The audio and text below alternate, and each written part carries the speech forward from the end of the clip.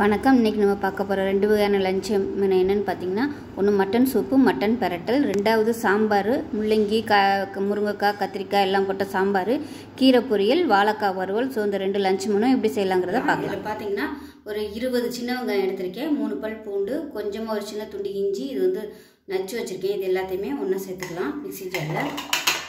இப்போ இது கூடவே நல்லா 1 டேபிள் ஸ்பூன் அளவுக்கு மிளகு சேர்த்துக்கலாம். அதே மாதிரி 1 டேபிள் ஸ்பூன் சீரகம் சேர்த்துக்கலாம். இது எல்லாத்தையுமே நம்ம வந்து 1-2 அரைச்சிக்கணும். இந்த மாதிரி இருக்கணும், ரொம்ப நைஸாக இருக்கக்கூடாது. அம்மி இருந்துச்சுன்னா நீங்கள் அம்மியில் வச்சு இதை வந்து நச்சு எடுத்துக்கிட்டிங்கன்னா உங்களுக்கு சுவை வந்து இன்னும் அதிகமாக இருக்கும். இப்போ ஒரு குக்கர் எடுத்துக்கலாம். இப்போ இதில் வந்து நல்லெண்ணெய் சேர்த்துக்கலாம். எண்ணெய் வந்து கொஞ்சமாக சேர்த்தாலே போதும், ஏன்னா சூப்புக்கெலாம் எண்ணெய் அதிகம் தேவைப்படாது. எண்ணெய் நல்லா சூடானதும் 1 டீஸ்பூன் கடுகு சேர்த்துக்கலாம். அதே மாதிரி 1 டீஸ்பூன் உளுந்து சேர்த்துக்கலாம். இப்போ இதில் கருவேப்பிலை சேர்த்துக்கலாம். இப்போ இதில் நம்ம அரைச்சி வச்சுருந்த இந்த வெங்காயம், மிளகு, சீரகம் எல்லாத்தையும் சேர்த்துக்கலாம்.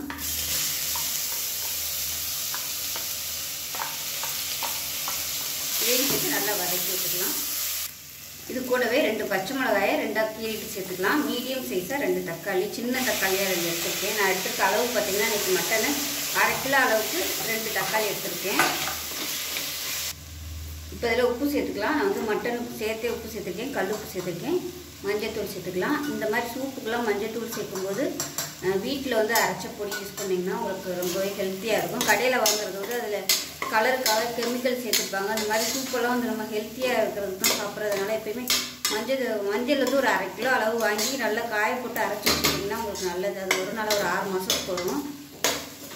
இதையும் சேர்த்து நல்லா வதக்கிக்கலாம். ஏன்னா சளி பிடிச்சிருக்கையில பால் இதிலெல்லாம் நம்ம மஞ்சள் போட்டு குடித்தோம்னா நம்ம வீட்டில் அரைச்ச பொடி யூஸ் பண்ணையில ரொம்ப நல்லது. கடையில் போடுறத வாங்கி போடுறத விட இது நல்லா வதங்கி வச்சு இப்போ இதில் வந்து மட்டனை சேர்த்துக்கலாம். இப்போ மட்டனை சேர்த்துக்கலாம். மட்டன் வந்து நல்லா எலும்பாகவும் நல்லா கொழுப்பு அதிகமாக உள்ளதையும் வாங்கி எடுத்துக்கோங்க, அதுதான் நல்லாயிருக்கும். இதையும் சேர்த்து நல்லா வதக்கிக்கலாம்.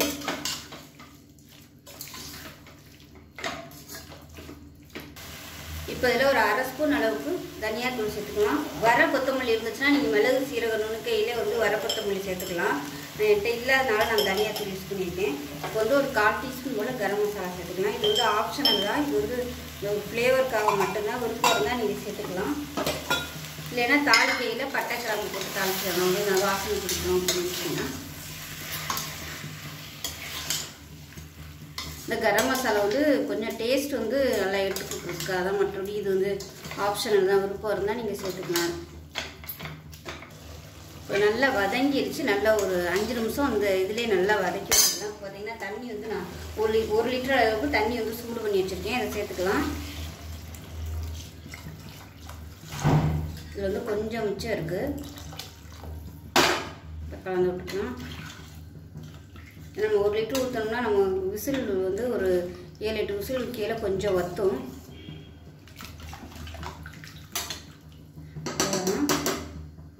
இதில் வந்து புதினா கொத்தமல்லி சேர்த்துக்கலாம்.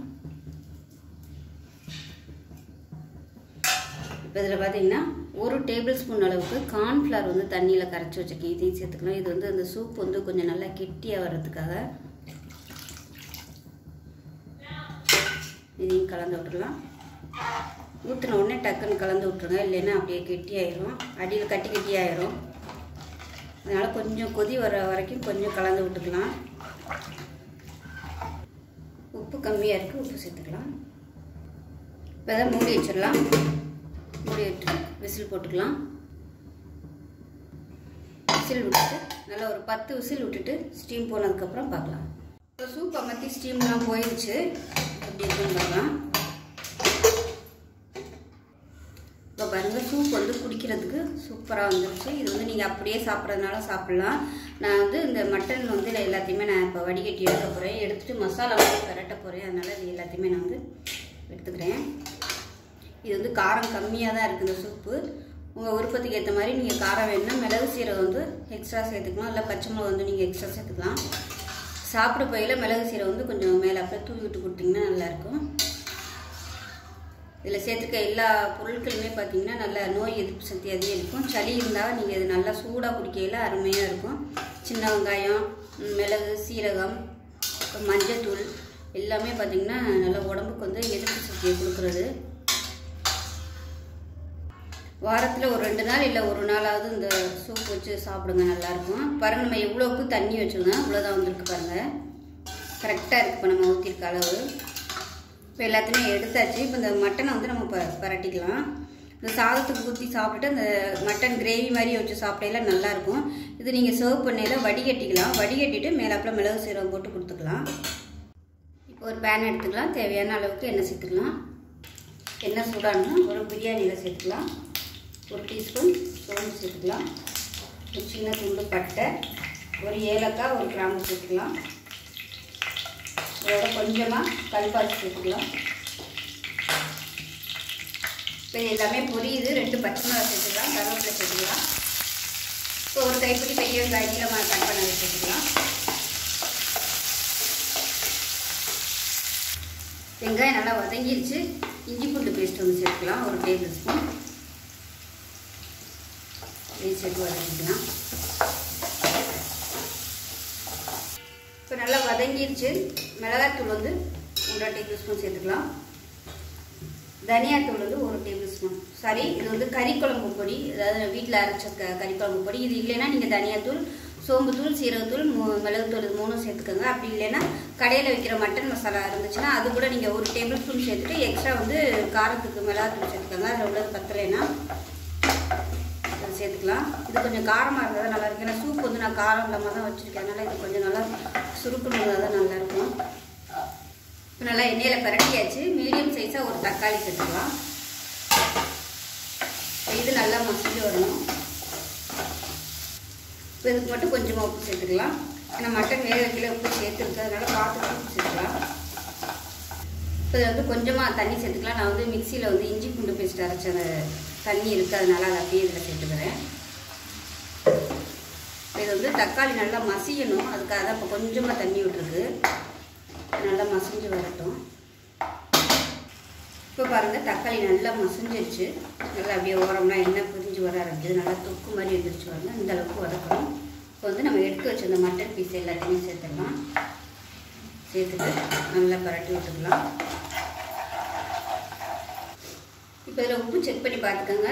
பத்தலைன்னா கொஞ்சமாக சேர்த்துக்கலாம். கொஞ்சம் கம்மியாக இருக்கிறதுனால நான் சேர்த்துக்கிறேன். சேர்த்துட்டு அப்படியே மூடி விட்டுக்கலாம்.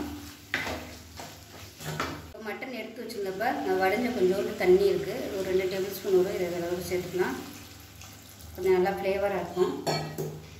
ஏன்னா நம்ம மட்டன் வேக வச்ச தண்ணி பூரா அதில் அந்த சாறு ஃபுல்லாக அதில் இறங்கிடுது, சப்புன்னு இருக்கனால இதில் வந்து கொஞ்சம் தண்ணி அந்த சூப் ஊற்றுனீங்கன்னா நல்லாயிருக்கும். இது வந்து நல்லா அப்படியே ட்ரை ஆகி சுருண்டு வரும். லாஸ்ட்டாக இறக்க போயில மிளகுத்தூள் மட்டும் சேர்த்துக்கலாம். இப்போ மட்டன் வந்து நல்லா அப்படியே ட்ரை ஆயிடுச்சு. இப்போ அந்த ஸ்டேஜில் காரத்துக்கு ஏற்ற மாதிரி நல்லா 1 டீஸ்பூன் போல் மிளகுத்தூள் வந்து மேலாப்பில் அப்படி சேர்த்துக்கலாம். சேர்த்து நல்லா பரட்டி விட்டு அமர்த்திடலாம்.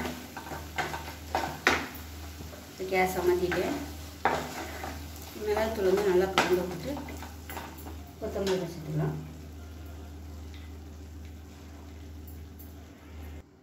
இப்போ நமக்கு அருமையான மட்டன் பிரட்டல் இல்லை மட்டன் சுக்கா, மட்டன் ஃப்ரை இப்படினாலும் வச்சுக்கலாம். சூப்பராக ரெடி ஆயிடுச்சு பாருங்கள்.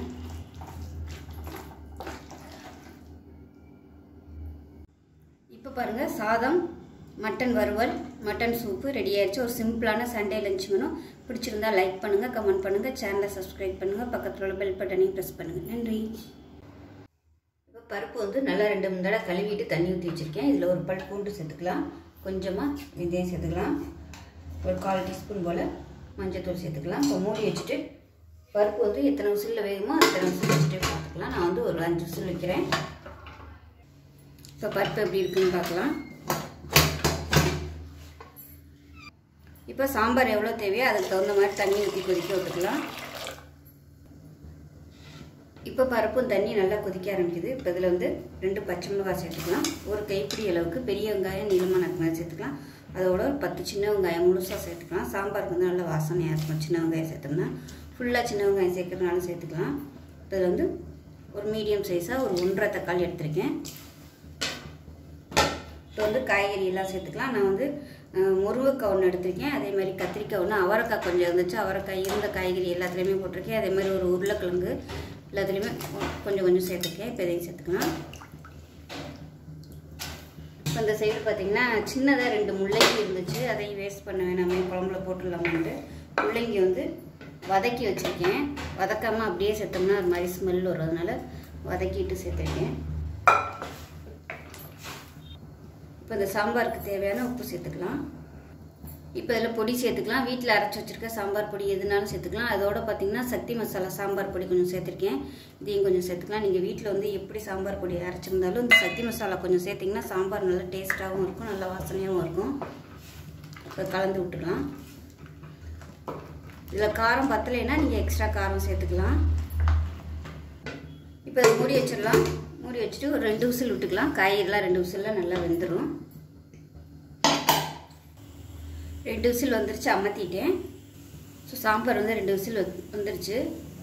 குக்கரை வந்து அந்த அடுப்புக்கு மாற்றிட்டேன். அது உடனே திறக்க முடியாது, ஸ்டீம் போனால் தான் கொஞ்சம் திறக்க முடியும். அதுக்குள்ளே நம்ம வாழைக்காய் வந்து அவிக்கணும் வறுவல் பண்ணுறதுக்கு. அதுக்கு கடாயில் தண்ணி வச்சுருக்கேன், கொஞ்சமாக உப்பு சேர்த்துக்கலாம். தண்ணி நல்லா கொதிக்கட்டும்.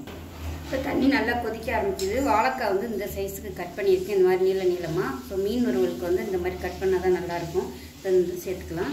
இது வந்து ரொம்ப குழையிற அளவுக்கு நம்ம வேக விடக்கூடாது. ஒரு 1 நிமிஷம் அந்த சூட்டில் இருந்துச்சுன்னா போதும். ஏன்னா திருப்பி நம்ம வறுக்க போகிறதுனால பாதி வேக்காடு இருந்துச்சுன்னா போதும்.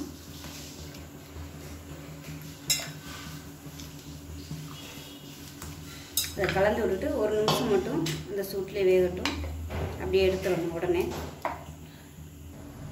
இப்போ பாருங்கள் கொதி வர ஆரம்பிச்சிருச்சு. இப்போ வந்து எடுத்துடலாம். இதுக்கு மேலே விட்டோம்னா ரொம்ப குழஞ்சிரும். வந்து வடிகட்டி எடுத்துடலாம். இது மாதிரி வடிகட்டியில் போட்டு தண்ணியை நல்லா வடிய விட்டுருங்க.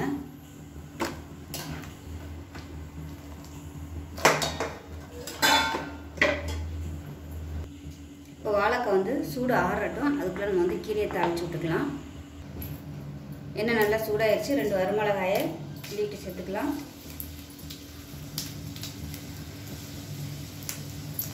ஒரு டீஸ்பூன் கடுகு, கொஞ்சமாக உளுந்து, கொஞ்சமாக சீரகம் சேர்த்துக்கலாம். அதோட கருவேப்பிலையும் சேர்த்துக்கலாம். இப்போ எல்லாமே பொரிஞ்சிருச்சு. வெங்காயம் சேர்த்துக்கலாம். வெங்காயம் நல்லா வதங்கிடுச்சு. இப்போ நான் வந்து இன்றைக்கி தண்டுக்கீரை எடுத்திருக்கேன். தண்டுக்கீரை வந்து நல்லா கழுவிட்டு கட் பண்ணி வச்சுருக்கேன். எப்பவுமே கட் பண்ணிவிட்டு கழுவக்கூடாது. கழுவுறதுக்கு முன்னாடி கீரையை வந்து நல்லா ஒரு பெரிய பாத்திரத்தில் தண்ணியை பிடிச்சி நல்லா 2-3 தடவை அந்த கீரை எல்லாத்தையும் ஃபஸ்ட்டு வந்து வேரை வந்து அறுத்துடணும், கட் பண்ணி எடுத்துடணும். ஏன்னா அதில் தான் மண் அதிகமாக இருக்கும். அதனால் வேரை மட்டும் கட் பண்ணி எடுத்துட்டு அதுக்கப்புறமா நல்லா ஒரு 2-3 தடவை அப்படியே முழுசாக உள்ள கீரையை வந்து நல்லா தண்ணியில் அரைச்சி எடுத்துட்டோம்னா மண்ணெல்லாம் போயிடும். போனதுக்கப்புறமா நல்லா உதறிட்டு ஒரு 1 மணி நேரம் 2 மணி நேரம் ஒரு தண்ணி வடிக்கிறதுல போட்டிங்கன்னா தண்ணி நல்லா உடஞ்சிடும். அதுக்கப்புறமா கட் பண்ணிங்கன்னா கீரை நல்லா உதிரியாக சூப்பராக இருக்கும்.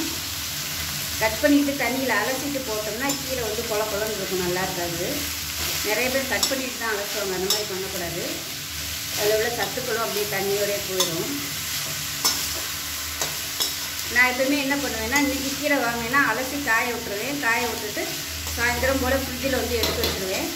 மறுநாள் காலையில் எப்பயும் போல் நம்ம டக்குன்னு கட் பண்ணுறதுக்கு ஈஸியாக இருக்கும். அந்த மாதிரி தான் பண்ணுவேன் எப்பயுமே. இப்போ வந்து நல்லா சுருண்டு வர அளவுக்கு வதக்கி விட்டுட்டு அரிசி களைஞ்ச தண்ணி வந்து எடுத்து வச்சுருக்கேன், அதை ஊற்றிக்கலாம்.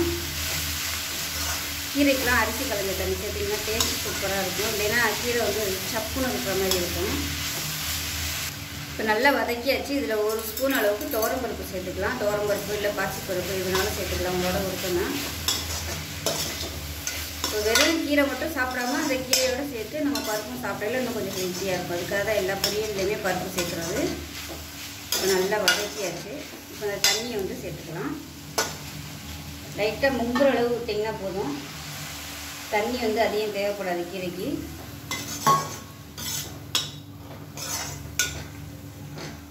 உப்பு இப்போ போட வேணாம், அப்புறமா இன்னும் கூட தண்ணி கொஞ்சமாக விடலாம். அப்படியே வேகட்டும். மீடியமான ஃப்ளேமில் வேகட்டும். மூடி வச்சிடலாம். இப்போ வாழைக்காய் வறுவலுக்கு பரட்டிக்கலாம். இப்போ இதில் பார்த்தீங்கன்னா நான் ஒரு 2 டேபிள் ஸ்பூன் மீன் மசாலா எடுத்திருக்கேன். மீன் வறுக்கிற மசாலா ஒரு 2 டேபிள் ஸ்பூன் சேர்த்துக்கலாம். இதோட கார்ன்ஃப்ளவர் கொஞ்சமாக சேர்த்துக்கலாம். கார்ன்ஃப்ளவர் வந்து நல்லா கிறிஸ்பியாக வர்றதுக்கு 1 டேபிள் ஸ்பூன் எடுத்துக்கலாம். உப்பு கொஞ்சமாக சேர்த்துக்கலாம். வேக வைக்கல உப்பு சேர்த்துருக்கோம், அதனால் கொஞ்சமாக சேர்த்துக்கலாம். 1 டீஸ்பூன் இஞ்சி பூண்டு பேஸ்ட் சேர்த்துக்கலாம். 1 டேபிள் ஸ்பூன் மிளகாத்தூள் சேர்த்துக்கலாம். 1 டீஸ்பூன் சோம்புத்தூள் சேர்த்துக்கலாம். இப்போ அது கொஞ்சமாக எண்ணெய் விட்டு பிசைக்கலாம்.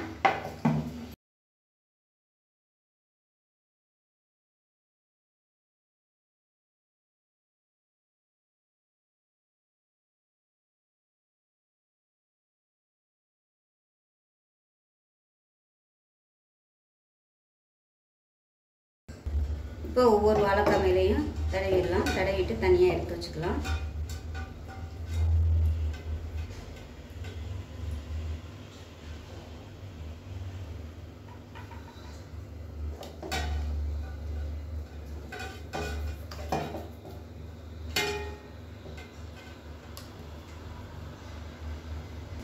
இப்போ பார்த்தீங்கன்னா எல்லாமே மசாலா பரட்டிட்டு நான் எல்லாத்தையுமே இதிலே போட்டு பரட்டிட்டேன். ஒன்று ஒன்றா தடவுறதுக்கு நேரம் இல்லைங்கிறதுனால நான் எல்லாத்தையுமே போட்டு பரட்டிட்டேன்.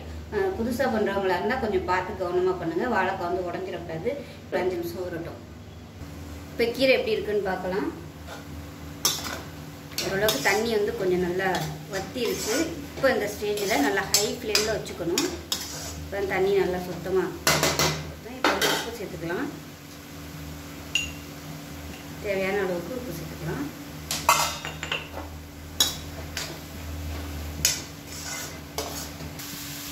இப்போ கீரை நல்லா தண்ணியெல்லாம் வற்றி நல்லா ட்ரை ஆகிடுச்சு. இப்போ வந்து தேங்காய் சீரகம் அரைச்சி வச்சுருக்கேன்.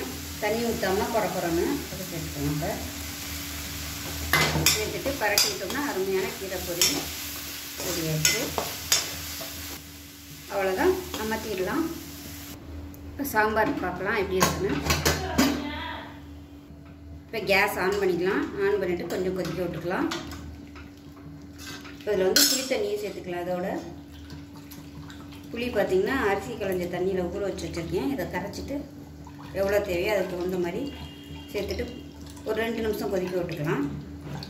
அந்த புளியோட பச்சை வாசனை போகிற அளவுக்கு மட்டும் கொதிச்சா போதும். ஏன்னா எல்லாமே உங்களுக்கு நம்ம பொடியெல்லாம் போட்டு 2 விசில் வச்சுறதுனால சீக்கிரமாகவே அது வெந்துடும் எல்லாமே. புளி தண்ணி எவ்வளோ தேவையோ அதுக்கு தகுந்த மாதிரி. இப்போ பார்த்தீங்கன்னா சாம்பார் வந்து நல்லா கொதிச்சிருச்சு. ரொம்ப நேரம் கொதிக்கணும்னு அவசியம் இல்லை. இப்போ வந்து நல்ல சைடு பார்த்தீங்கன்னா தாளிச்சிட்டேன். சின்ன வெங்காயம், வரமிளகா, கடுகு, உளுந்து, சீரகம், வெந்தயம், பெருங்காயம் எல்லாமே போட்டு தாளிச்சிட்டேன். இப்போ அதை சேர்த்துக்கலாம்.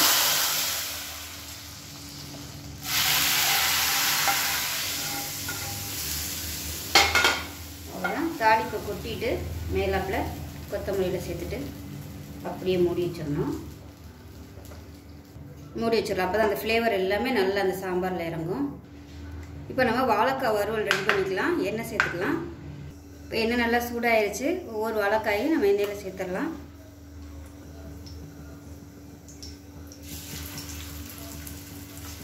இந்த மாதிரி அகலமான கடாயை எடுத்துக்கோங்க. வறுக்கிறதுக்கெலாம் இதுதான் நல்லாயிருக்கும்.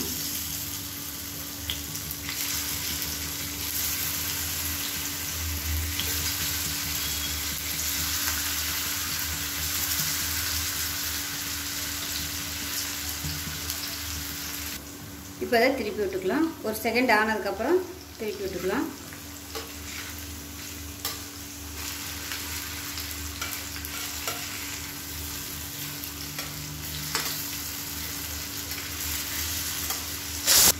இப்போ வாழைக்காய் வறுவல் ரெடி ஆயிடுச்சு. இப்போ பாருங்கள், சாதம், சாம்பார், வாழைக்காய் மீன் வறுவல், கீரை பொரியல் எல்லாம் சூப்பராக ரெடி ஆயிடுச்சு. ஸோ இந்த மெனு பிடிச்சிருந்துச்சுன்னா லைக் பண்ணுங்கள், கமெண்ட் பண்ணுங்கள், சேனலை சப்ஸ்கிரைப் பண்ணுங்கள், பக்கத்தில் உள்ள பெல் பட்டனை ப்ரெஸ் பண்ணுங்கள். நன்றி.